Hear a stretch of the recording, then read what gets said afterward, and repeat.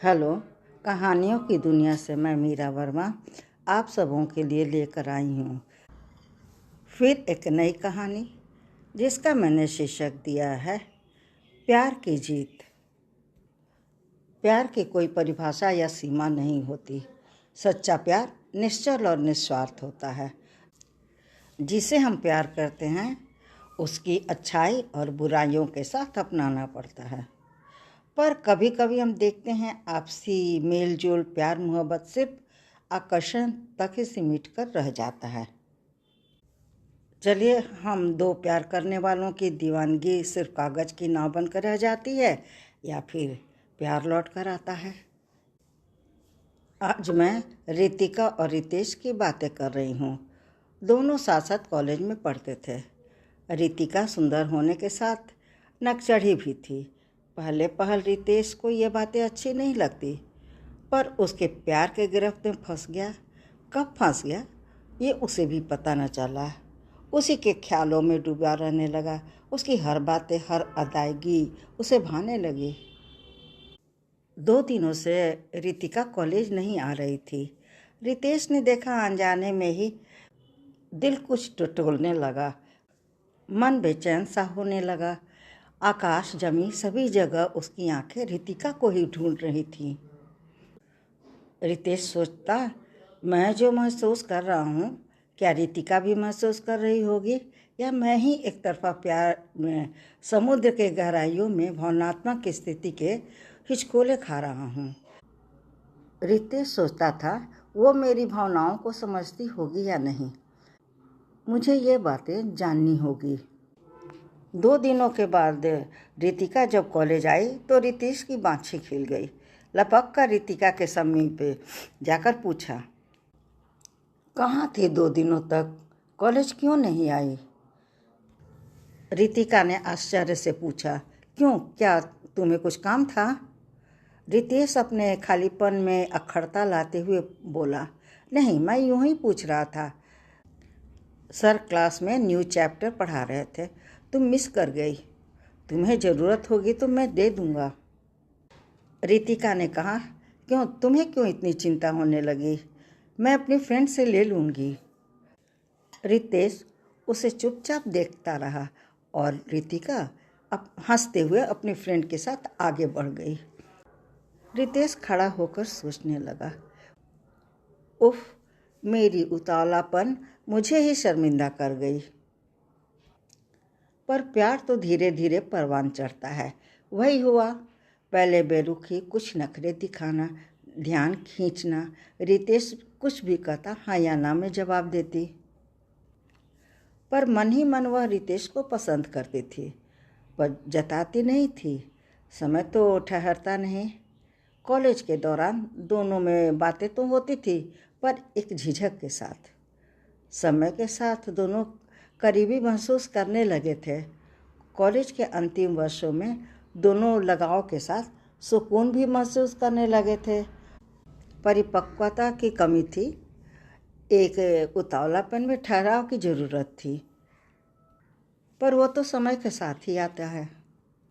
Graduation के बाद रितेश से पढ़ने के लिए अहमदाबाद चला गया और रितिका अपने ही शहर में रहकर पढ़ने लगी। रितिका को दूरी खटकने लगी। हर समय रितेश को याद करती और सोचती, मैं कब रितेश के समीप आ गई और प्यार इतना गहरा हो गया। दोस्ती तो थी, पर दोस्ती प्यार में बदल गया, इसका रितिका को भी एहसास न हुआ। अहमदाबाद से आने का सबसे बेसब्री से इंतज़ार रितिका ही करती थी। रितिका की पढ़ाई खत्म हो गई, पर रितेश का 1 साल बाकी था। रितिका शहर में ही अच्छे कंपनी में जॉब करने लगी। रितिका के जॉब में आने के बाद उसके माता पिता उसकी शादी करने की सोचने लगे। उससे बात की, पर वो टाल दी। रितिका की मम्मी बड़े प्यार से पूछती, बेटा तुम्हें कोई पसंद हो तो बताओ, दोस्ती हो तो हम रिश्ते में बदल देंगे। तुम्हारे फैसले को हम इनकार नहीं करेंगे। बनिस्बत वो अच्छा पढ़ा लिखा हो, अच्छे ओहदे पर काम कर रहा हो तो हमें कोई दिक्कत नहीं। रितेश से दोस्ती के बारे में घर वाले जानते थे, पर ये दोनों कुछ कहे तब ना। रितेश अपने मम्मी से बोलता, माँ कुछ दिन रुक जाते हैं, शादी तो होनी ही है, अभी मेरा प्रमोशन भी होने वाला है और लगे हाथ मैं चाहता हूँ कि कुछ सेविंग्स भी हो जाए। प्यार करने वालों को भी तो बेसब्री होती है साथ मिलने की, साथ रहने की। साल लगते लगते दोनों की शादी हो गई। रितिका नई दुल्हन बनकर अपने ससुराल आ गई। रितेश अपनी मम्मी पापा भाई भाभी के साथ रहता था। घर में सभी मिलजुल कर रहते थे, हंसी मजाक चलता रहता, समय बड़ा मज़े से कट जाता। रितिका अपने घर में बड़ी थी और एक उसका छोटा भाई था। रितिका को घर से ज़्यादा बाहर में ज़्यादा मन लगता था। वो अपनी सखी सहेलियों के साथ कभी घूमना, पिक्चर देखना, इन्हीं सब बातों में ज़्यादा समय दिया करती थी। एक तरह से कहें वो थोड़ी मनमौजी किस्म की लड़की थी। रितेश सोचता कि शादी के बाद सभी लड़कियां बदल जाती हैं, रितिका भी बदल ही जाएगी। रितिका को घर के कामों में ज़रा भी मन नहीं लगता। घर में उसे कोई कुछ कहता भी नहीं। रितेश की माँ सीमा जी सोचती, अभी नई नई है, फिर तो घर गृहस्थी में उसे फंसना ही है, चलो कुछ दिन हम लोगों के साथ रहकर देख ले समझ ले, फिर तो इन्हीं उलझनों में उसे फंसना ही है। एक दिन रितिका ने रितेश से कहा, अभी मेरे पास समय है, घर में भी कुछ खास काम नहीं होता, कहो ना ऑनलाइन मैं एक कोर्स कर लेती हूँ। रितेश ने कहा, हाँ हाँ कर लो, मुझे क्या इतराज़ होगा। बात दरअसल ये थी कि वो कामों से भागती थी, रोज़ कहीं न कहीं बाहर जाने का, दोस्तों के साथ मौज मस्ती के बहाने ढूंढते रहती। घर में भी उसे कोई कुछ नहीं कहता। हर 2-4 दिनों पे रितिका कहीं न कहीं बाहर जाने के बहाने ढूंढ ही लेती। माँ मैं जा रही हूँ ज़रा अपनी फ्रेंड से नोट्स लेने, मैं लाइब्रेरी जा रही हूँ। माँ कुछ नहीं कहती।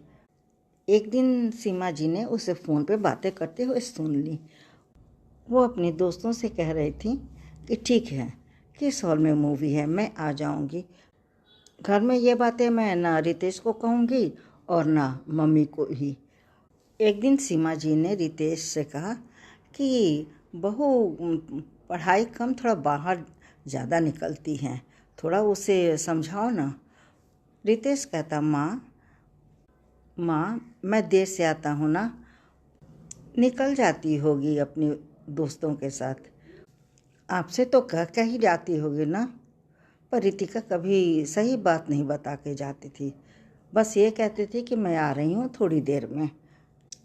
एक दिन अचानक रितेश जल्दी घर आ गया। देखा अकेले रितिका कुछ काम कर रही थी। 1-2 बार आवाज़ लगाई पर रितिका नहीं सुनी। उसने सामने भाभी को देखकर पूछा, भाभी रितिका कहाँ है? उसने कहा, चाय बना रही होगी, वो किचन में होगी, जाओ देख लो। रितिका को किचन से लाते हुए भाभी के पास जाकर पूछा, भाभी आपने रितिका को काम करने को क्यों कहा? अभी तो उसका एग्ज़ाम है ना, पढ़ाई ज़रूरी है। उसकी भाभी ने कहा, मेरे सर में दर्द था, मैंने कहा 1 कप चाय बना दो, फिर मैंने सोचा कि मम्मी पापा के भी चाय लगे हाथ बन जाए। रितेश ने कहा, रितिका अभी काम नहीं करेगी भाभी। रितिका को रूम में लेकर चला गया। माहौल कुछ भारी सा हो रहने लगा। माँ समझती पर कुछ नहीं कहती। रितिका उनकी बातों पर भी विशेष ध्यान नहीं देती। वो समझ गई बहुत दिन साथ नहीं चल सकता। एक शाम रितेश ऑफिस से आकर पापा के पास बैठा और कहने लगा, पापा मैंने एक फ्लैट देखी है, सोचता हूँ ले लूँ। पापा ने कहा, हाँ हाँ ले लो, अभी जिम्मेदारी कम है और साथ रहने में बचत भी हो जाती है।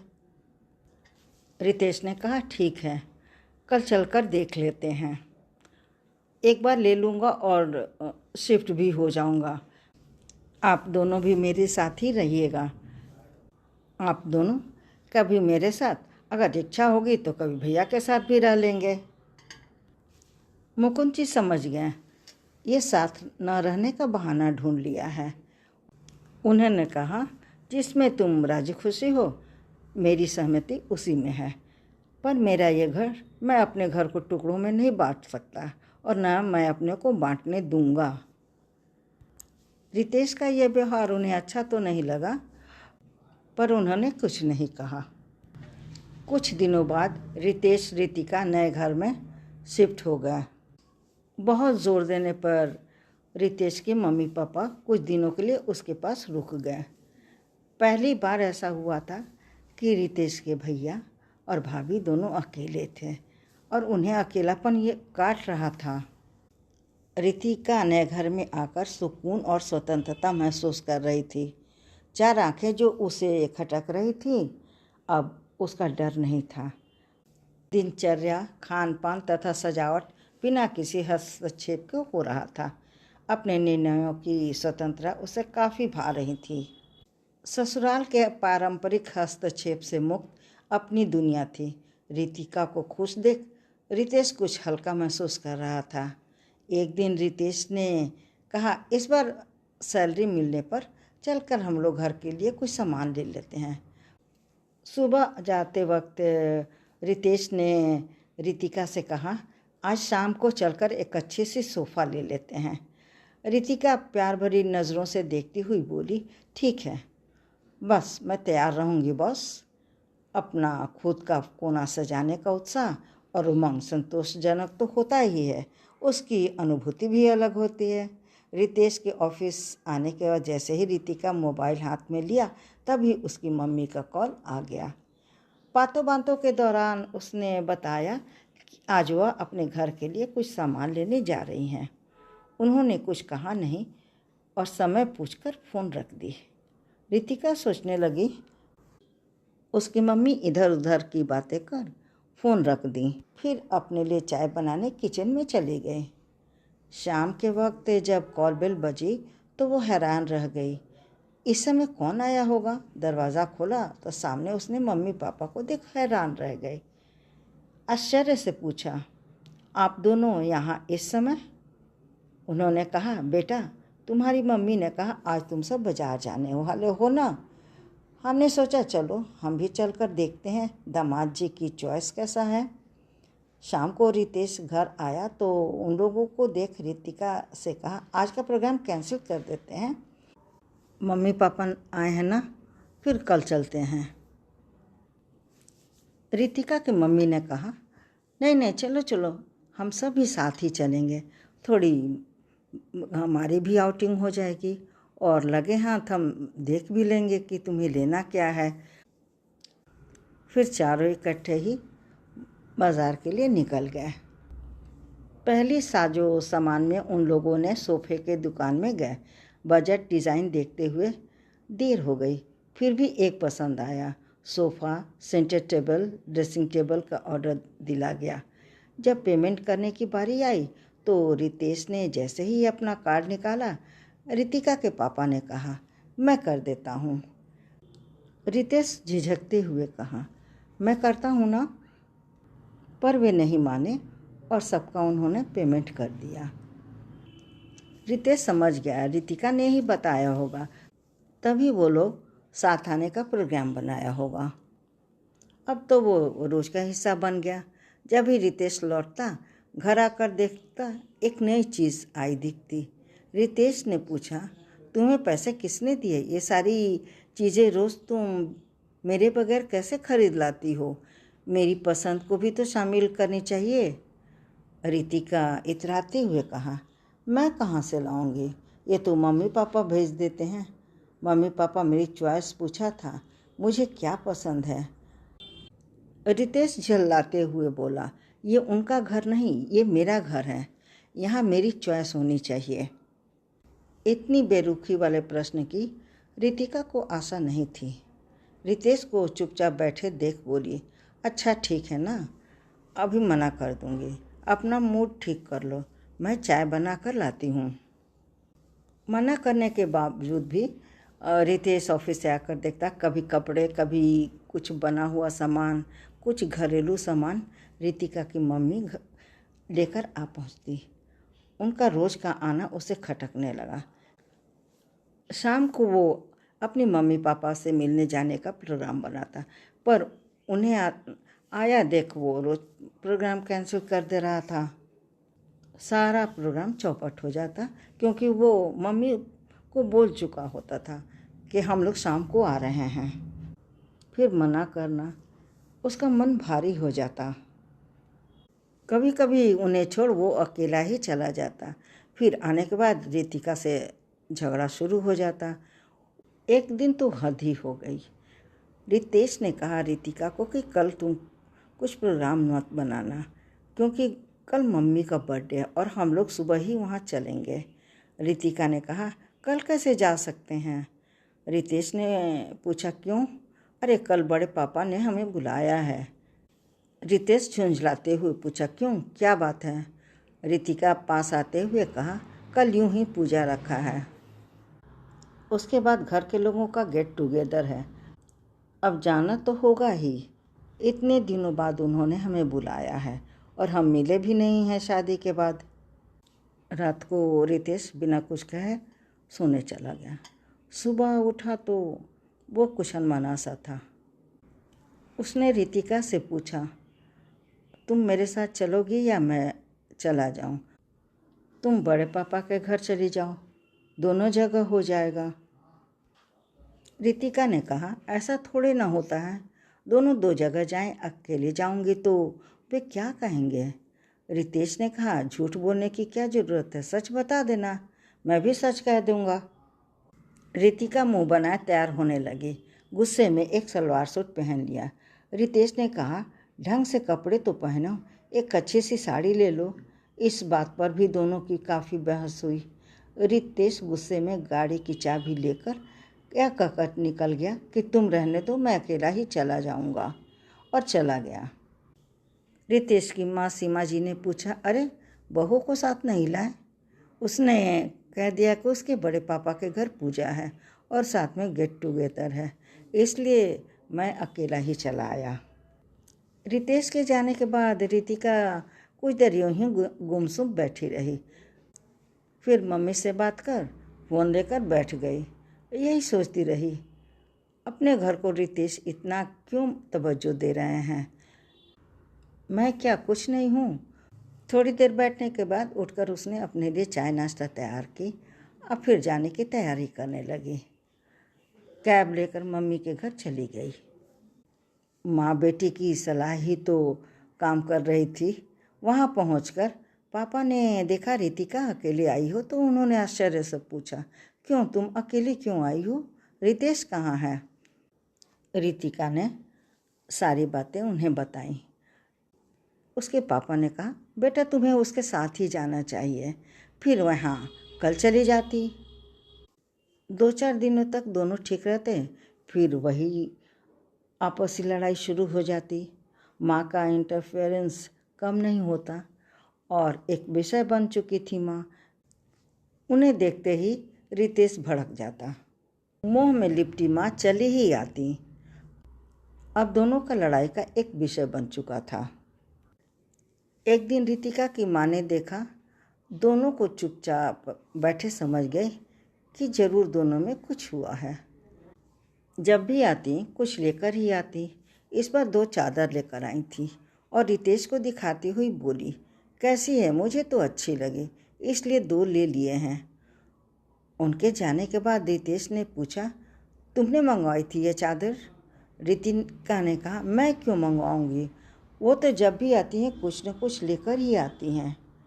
रितेश चिढ़कर कहा हाँ हाँ, ये घर उनके खैरात पर ही तो ठिका है। ये सुनकर रितिका भड़क गई और दोनों में फिर तो तुम्हें शुरू हो गया। रितेश गुस्से में घर से निकल गया और जाते जाते बोल गया तुम और मम्मी जितनी मर्जी हो घर सजा लो, अब मैं कुछ नहीं बोलूँगा। और वो अपनी मम्मी के पास पहुंचकर बोला माँ अब मैं और साथ नहीं रह सकता, मैं उसे डिवोर्स ले लूँगा, बहुत ज़्यादा ही हो गया। तब तक रितेश की भाभी भी आ गई। उन्होंने पूछा क्यों, क्या बात है, तुम्हारा मुंह क्यों उतरा है? रितेश ने कुछ नहीं कहा। तब तक रितेश के पापा भी वहाँ आकर बैठ गए और समझ गए कि मामला कुछ गंभीर है। रितेश ने कहा, घर में बस रितिका और उसकी मम्मी की ही चलती है। मैं कुछ और सोचता और वो कुछ और कराती। मैं सोचता घर जाकर मैं ये खाना हम मिलकर बनाएंगे और तब तक घर में खाना उनकी मर्जी का आकर रखा रहता। और जब मैं ये बातें रितिका से कहता हूँ तो वो गुस्सा हो जाती है, एक भी मेरी बात सुनने को तैयार नहीं रहती। वे वजह ही घर का माहौल ख़राब हुआ रहता है और साथ साथ हमारा संबंध भी खराब होता है। अब मैं नहीं रहूँगा। जब मैं समझाने का प्रयत्न करता, कुछ भी समझने को तैयार नहीं रहती, एक लफ्ज़ भी सुनना पसंद नहीं करती। उसकी भाभी ने कहा, अच्छा बैठ, मैं तुम्हारे लिए चाय और कुछ खाने को लाती हूँ। किचन में जाकर चाय बना कर लाई। तब तक उसकी माँ भी आ गई। रितेश के पापा ने पूछा, रितिका का स्वभाव कैसा है? रितेश ने कहा, पापा स्वभाव की अच्छी है पर समझदारी कम है। उन्होंने कहा, ठीक है, मैं कल आता हूँ। संडे है ना, घर पर तो रहेगा ही। तुम खाने की चिंता मत करना, या तेरी भाभी मिलकर बना लेंगी। सुबह के कामों से निपटाकर खाना पैक कर चारों रितेश के घर चले गए। उन लोगों को ड्राइंग रूम में बैठा देख रितिका ने पूछा, आप लोग कब आए? रितेश ने मुझे इसकी जानकारी नहीं दी थी। रितिका ने कहा, ठीक है, आप बैठे, मैं चाय बना कर लाती हूँ। उसकी भाभी ने कहा, नहीं नहीं रितिका, तुम बैठो, हम दोनों मिलकर बना लेते हैं, और इसमें मैंने खाने भी पैक करके लाई हूँ। कुछ कमी होगी तो हम लोग यहाँ मिलकर बना लेंगे। हम लोग मेहमान थोड़े ही हैं, तुम मेरी छोटी बहन है, जो कुछ भी बात हो तुम मुझसे बेझिझक बोल सकती हो। सबने इकट्ठे चाय पी। उसके बाद रितेश के पापा ने कहा, बेटा, घर गृहस्थी चलाने के लिए, सुचारू रूप से चलाने के लिए समझदारी के साथ साथ दोनों का तालमेल होना भी जरूरी है। आर्थिक व्यवस्था भी जरूरी है। शुरू में ही सब कुछ नहीं मिल जाता। साझा जिम्मेदारी निभानी पड़ती है, जिसमें आर्थिक मदद अलग मुद्दा है, पसंद नापसंद अलग, दोनों की साझा जरूरी है। सच पूछो तो घर गृहस्थी में किसी का भी हस्तक्षेप ठीक नहीं होता।